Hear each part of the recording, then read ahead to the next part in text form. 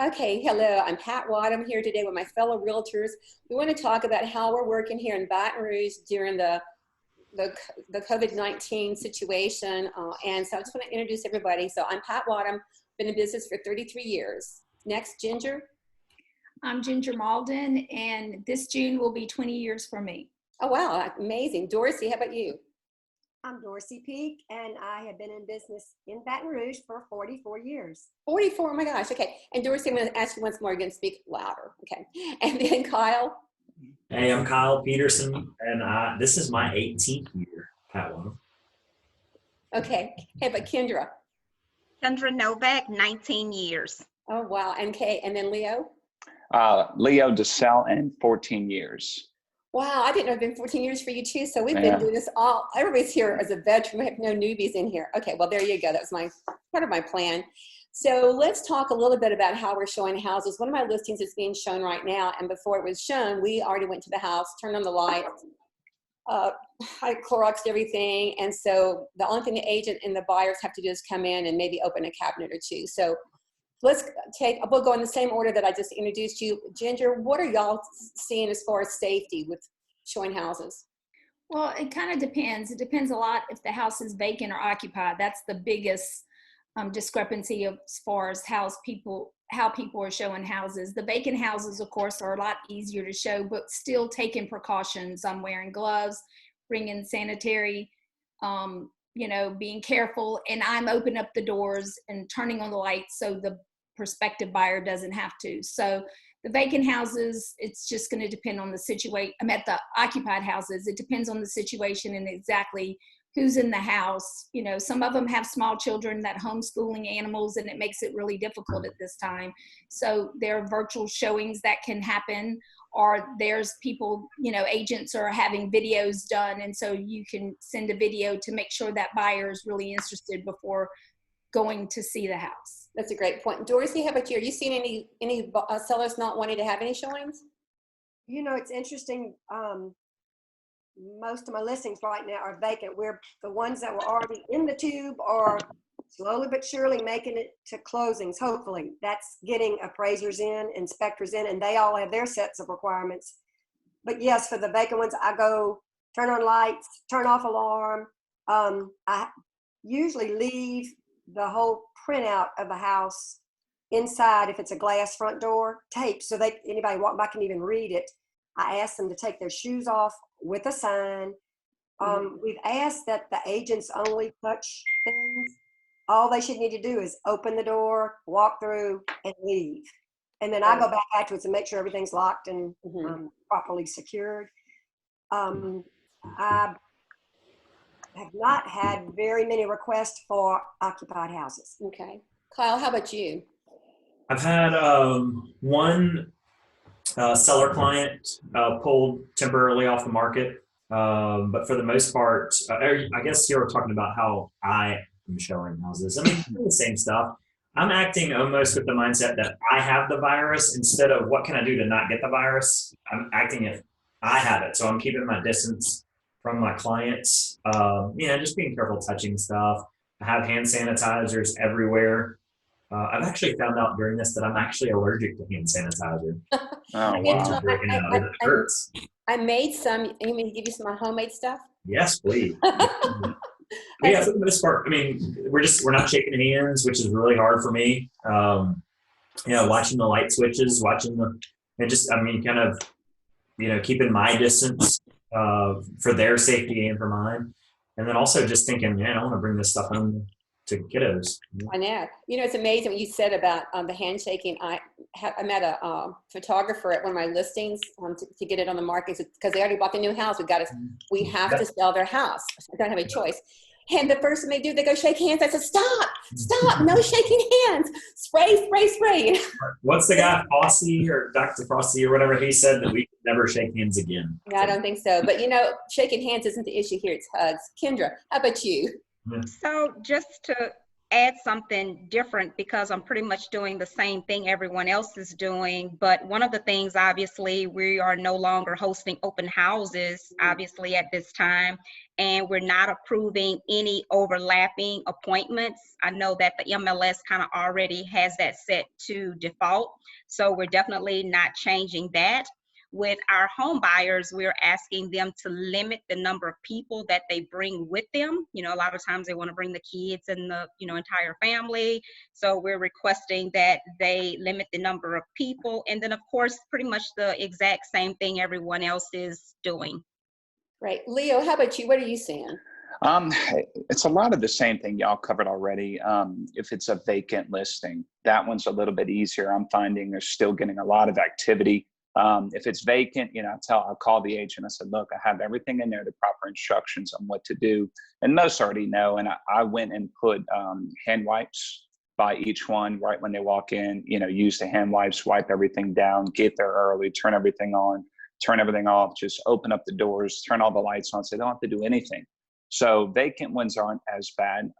It's the owner-occupied ones that we're having a little more difficulty with. And kind of asking the homeowner to do the same thing before they leave, turn everything on, open the cabinets, open the doors so they can minimize what they touch. And so I'm just putting that extra effort in now for, you know, the homeowner to be sure they do that. And I'm even telling the realtor, like, look, everything's going to be open. They're going to leave right when you get there. The door even is going to be open. The lights are on just to minimize what you have to touch. And there's extra wipes there in case you do touch. So just making that extra effort between the buyer's agent and the seller and coordinating everything. So that's how we're doing it. I think everybody's saying the same thing. It's safety first. And that is more important than selling a house, is making sure people are safe. And really the only people who should be looking are people who have to move. Don't y'all agree with that? They need to be. Right. So I have a house listed that it's an unusual house. So it's not your cookie cutter house. And so before anybody shows it, I got a call today to show it. And I said, do your clients know that it's got the master bedroom upstairs? Because the last person I called and said, you know, they got the master bedroom upstairs. Oh yeah, that's not a problem. And what was the feedback I got? Master Didn't have an upstairs Master bedroom being upstairs, right. So y'all finding you need to call agents and talk to them ahead of time? Leo, have you run into that, or is that mostly with the showing stuff, I'm calling them ahead of time. Besides that, not too much different. Okay, excellent. Anybody else have anything to say on that? I did. I had a similar situation, Pat, and I knew that the biggest feedback complaint we got was no backyard, no backyard. Well, you can ride by and look to see if it has a backyard before making an appointment and going in the house. So when I got a request to show the house and it is owner occupied, I said, look, I just, you know, would appreciate it if your buyers would drive by first. And they didn't want to see it after they realized it had no backyard. So I saved a showing that, you know, didn't need to take place in this situation. So, and my seller was happy too, because he was on the fence and he's like, that is a great idea. Thank you.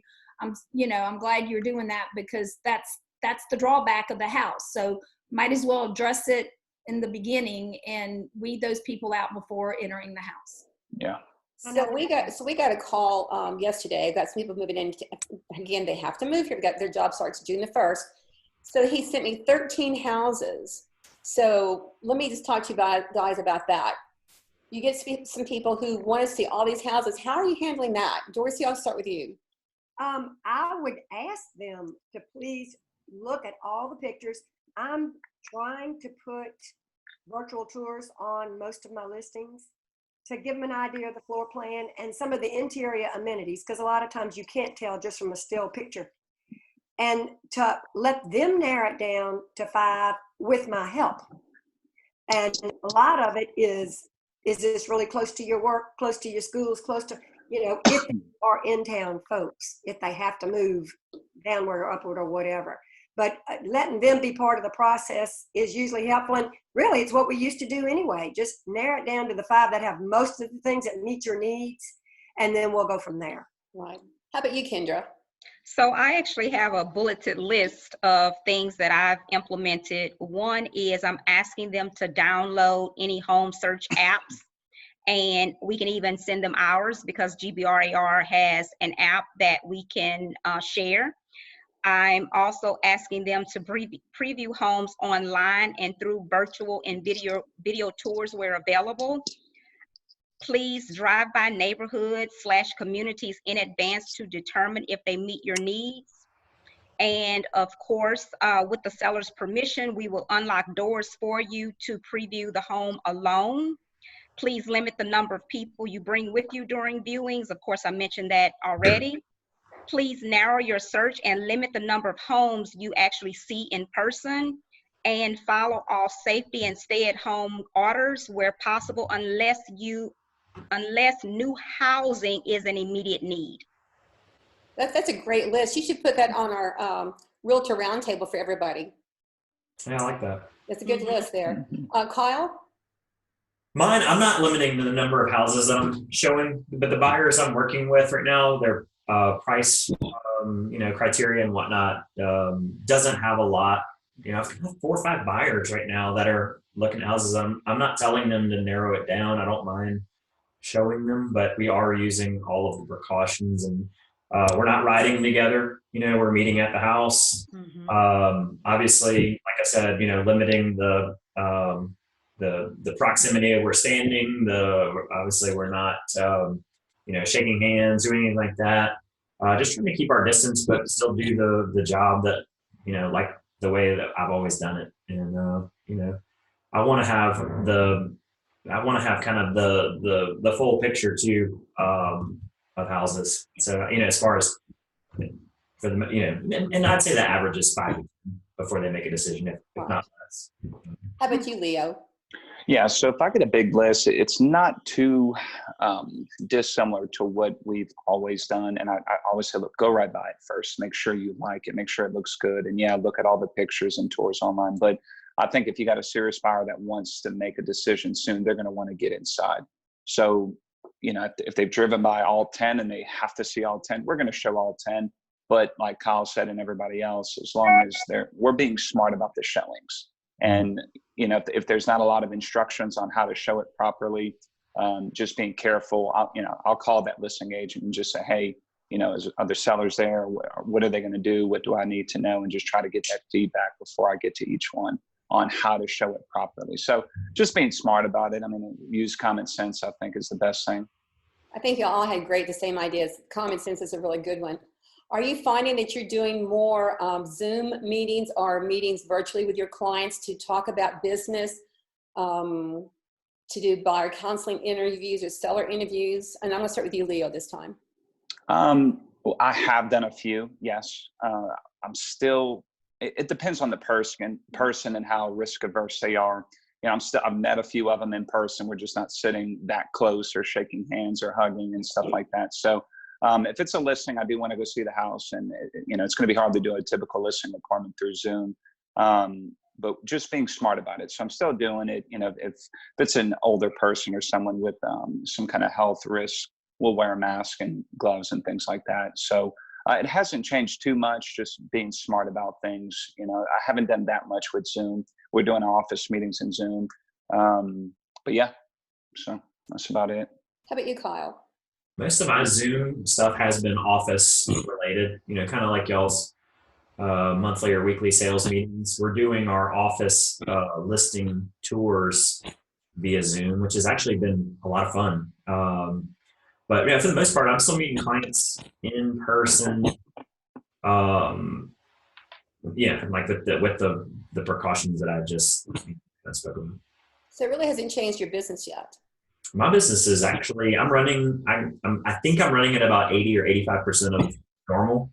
Mm-hmm. So my business but the way you're doing business. The way I'm doing business is very, very similar. But yeah, there is some safety precautions that I've implemented that honestly will probably stay.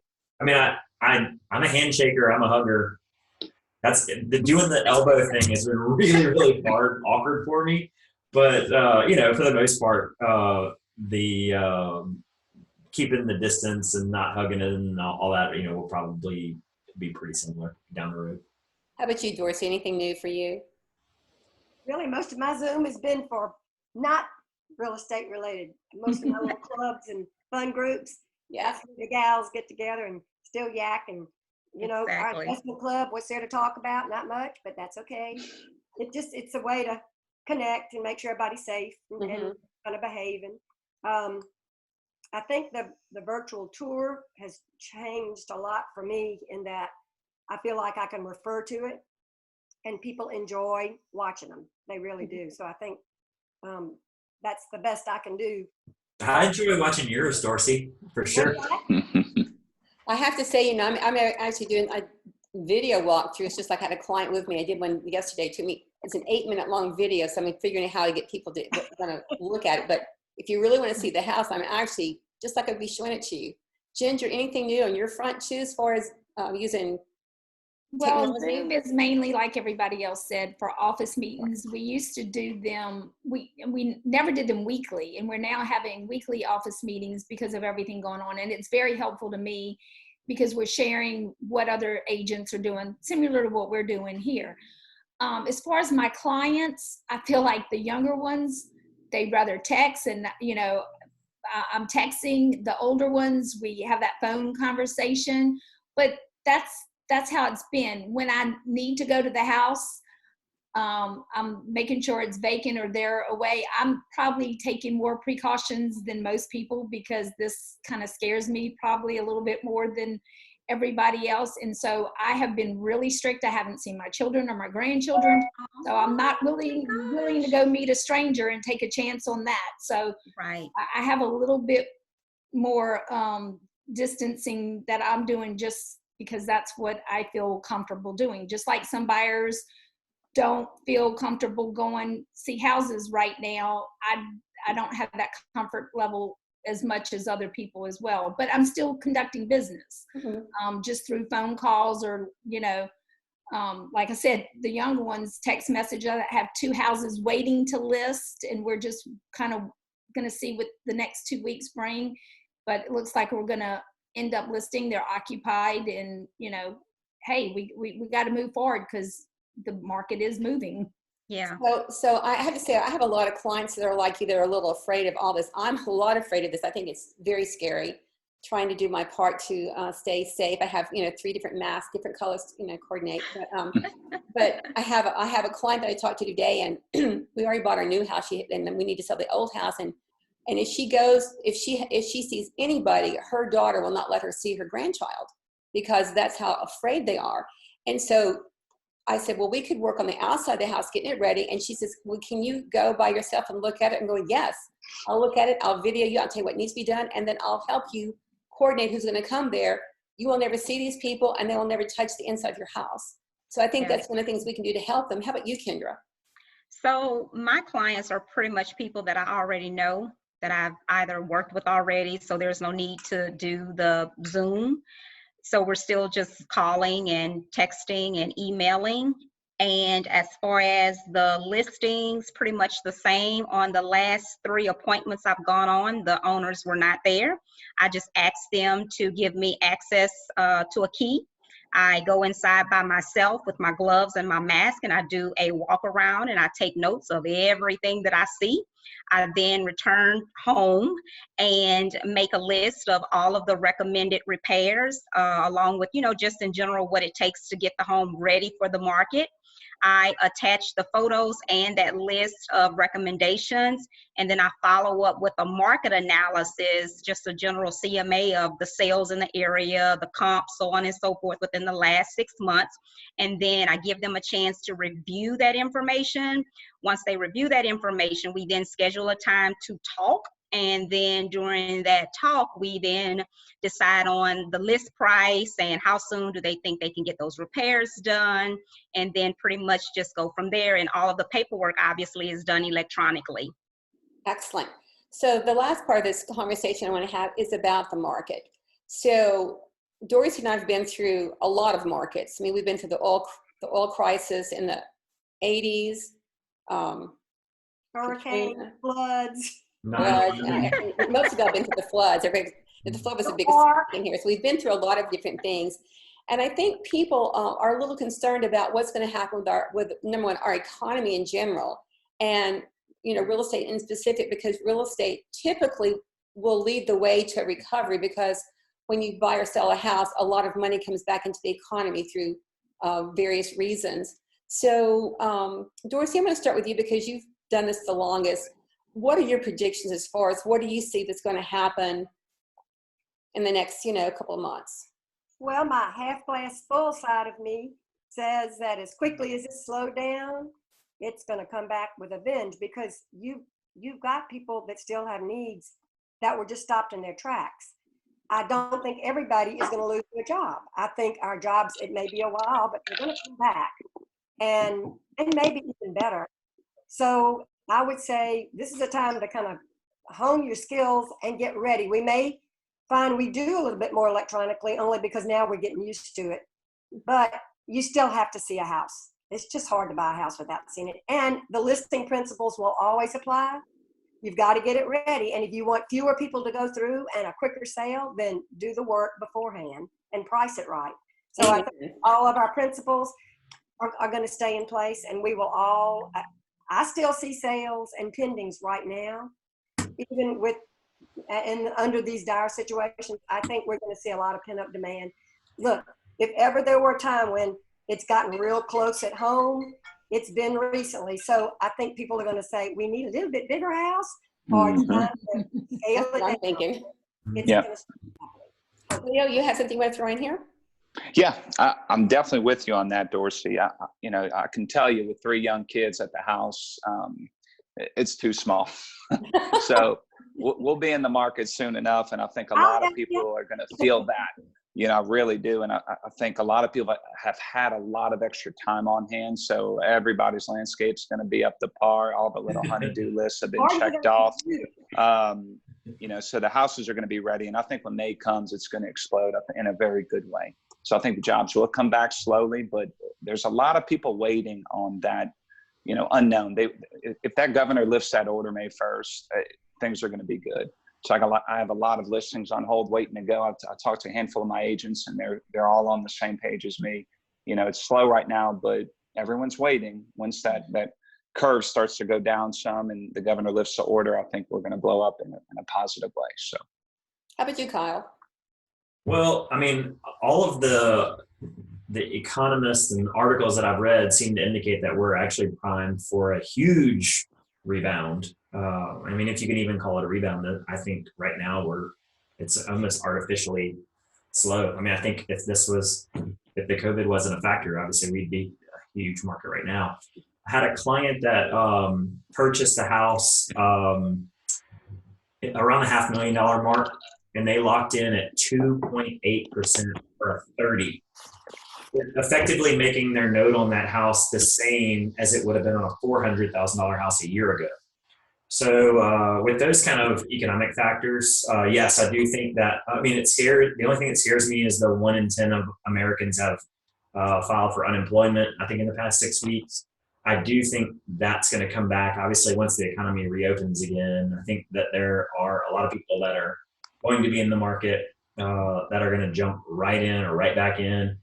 I disagree with holding the houses off the market right now. I mean, the 6 of us here, you guys know that if the economy reopens in May or June or whenever that happens, and a new buyer comes for a consult and you pull up a house and see that it's got a 30 or 40, 60-day market time, I don't think any of us are going to hold that against it. Kind of like if you looked at a house in January and saw it had a 35, 60-day market time. I mean, it's like Thanksgiving, Christmas. So I think if we're all, kind of not holding that against it and knowing that we're just going to go through this, that I think we're poised for a huge year. Y'all were, Dorsey and Pat, y'all were talking about the things that y'all have been through, but even in Kendra and Leo and I's like less than 20 years, I mean, we've seen a huge flood with a huge rebound, 2 or 3 massive hurricanes with huge real estate implications. We saw, the Katrina, the flood, the mortgage market crashed 10 years ago, and look what the years after that. I was in sales when 9/11 happened, and all that was huge. So I think after almost any one of these events, you can almost see it primed for real estate to carry us out of it. I agree with that, Kyle, and I'm glad you said that about the houses and the days on market, because that's one of the biggest questions sellers ask me is, am I going to be dinged because I go on the market now and it may take me longer to sell? And I said, I don't think so. I don't think anybody's going to count this against anybody. I just don't see that. I've seen as many multiple offer situations in the past month as I have houses that, we're trying to decide or to take it off the market or even to list it. I mean, Kenilworth, look at Kenilworth right now. Look, I mean, it's like average market time is less than a week. Yeah, it's crazy there. I mean, so the just like after the market crashed in 09, late 08 or 09, the stuff that's selling is still that Baton Rouge bread and butter. Those established, desirable subdivisions, the ones that aren't going anywhere. Right. Shenandoah has ridiculously low market times right now. The median sale price for Baton Rouge, in the 230. So a little bit below, a little bit above. Those houses are selling right now, which is indicative of those buyers moving up, especially with the favorable rates. Right. So I think you're going to see at the end of this year, I think you're going to see a lot of movement in that $400,000 and $500,000 range because people are able to jump up for about the same money. It's interesting. Ginger and I were talking before we got started today on the sales statistics. Because something I watch all the time, and I'm sure most of y'all do too. One of the things I was told recently was to look at the daily, every day, to look at the pendings, the new listings of pendings, and the temporarily off market. And the other day, I had the same number of temporarily off market as we had new listings. Wow. So it's interesting. I do really wish whoever's on the MLS committee would change that temporarily off market to be longer than 30 days. I really think we should have one for just this COVID crisis. I mean, we have to make it happen to contact those people. So Ginger, can you talk a little bit about what you and I were speaking of this morning about the, so we ran the numbers to compare the first quarter 2019 to 2020, and the numbers were actually up as far as the first quarter. We started 2020 with a boom that definitely helped, but the number of units was up 6%, and then the average sales price is up 5.2%. So those two things compared to what we've just gone through are remarkable. So yeah, there are people buying and selling. I think it's the lower priced houses are selling better right now, but they're all gonna be selling once this is over, and once we get back, I think every price is gonna be selling just as much as possible because there's so many people waiting. Right. And so I think that's a good thing. But I definitely think just like through everything, people have to buy and sell. The interest rates being low or making decisions. And I've even heard there's investors out there because the interest rates are so low. Investors are taking advantage of this time and picking up more properties. So first-time home buyers are buying a lot. So those two groups, I think, are the groups that are really out there in the buyer's market. And so I'm not saying we shouldn't be listing and selling at this point.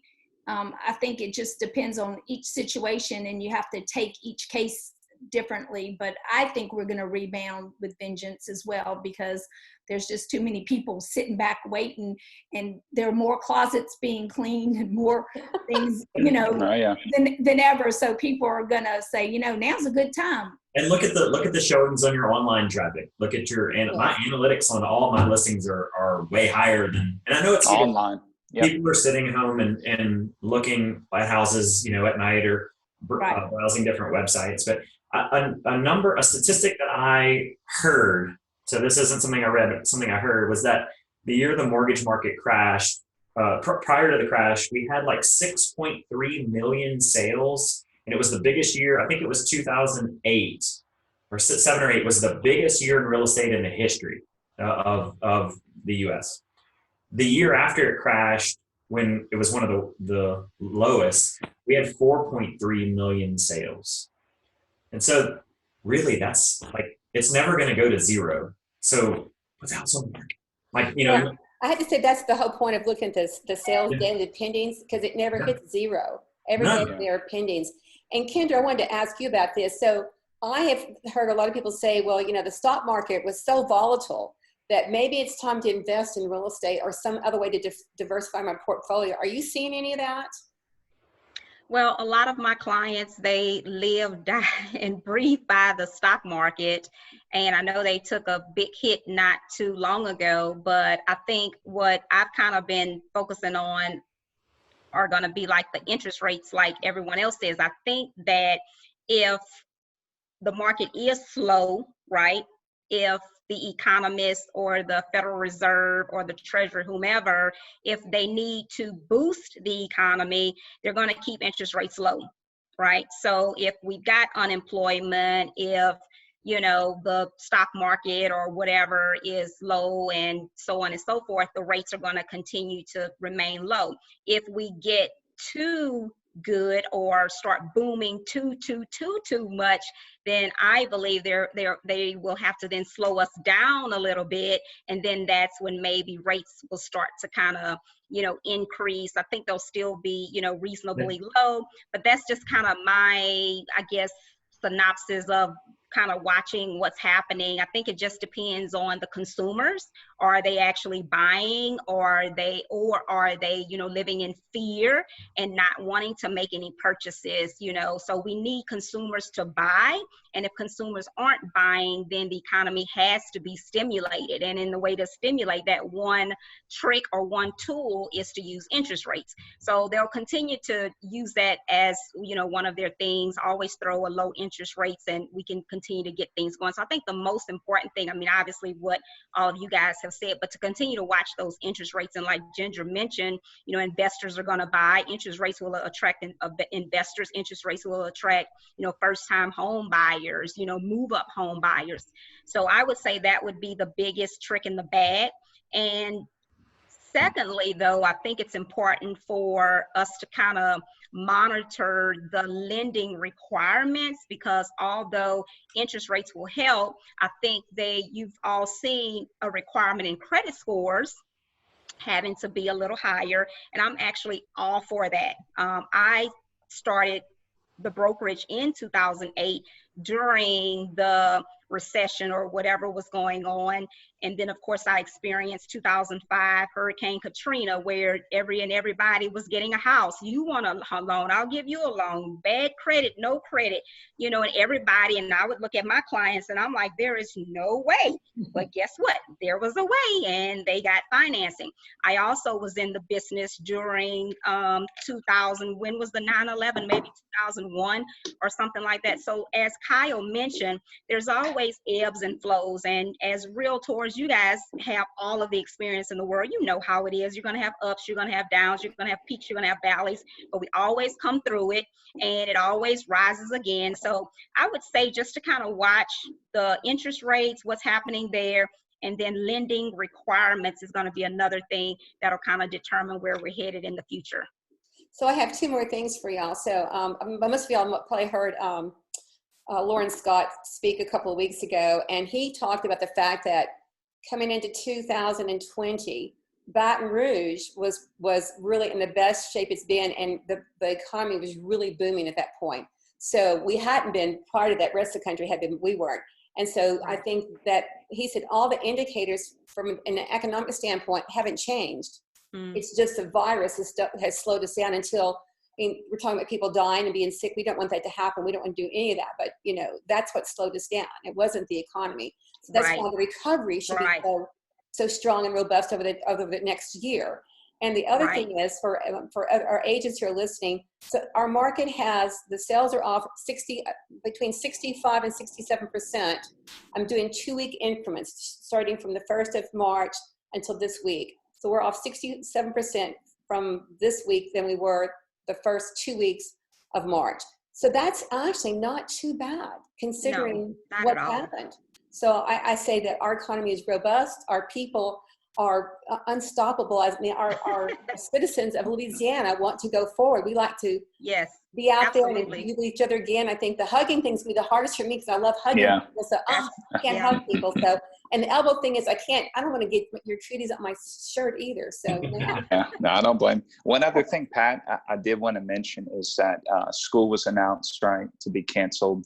And even though we kind of knew it was coming, it was still heartbreaking. But I think that summer bust that we usually have is going to happen much sooner now. As long as things calm down, people go back to work, they start making money again, it's going to be good. So I think there's going to be, just hang in there for y'all that are struggling and things have slowed down a bunch for it. It has for us too. Just hang in there and just keep doing what you got to do every day to help people. And it's going to be fine. because you're going to get paid for today in 60 days, and that's right. Another meeting. Yeah, Well, that's definitely true. I think that if we can, again, help each other learn new technologies, new anything. I mean, that's what I've been doing with my free time, is to learn something new. But the most important thing, Leo, reason you're really on this call is because of the last question I have for you. Okay. When's LSU football going to start? What do you know? That's not going to be heard? postponed. I don't think that will be postponed. I You don't. think it's No way. postponed? No way. I think they'll play to an empty stadium if they won't let people come. I think everything will be calmed down by then.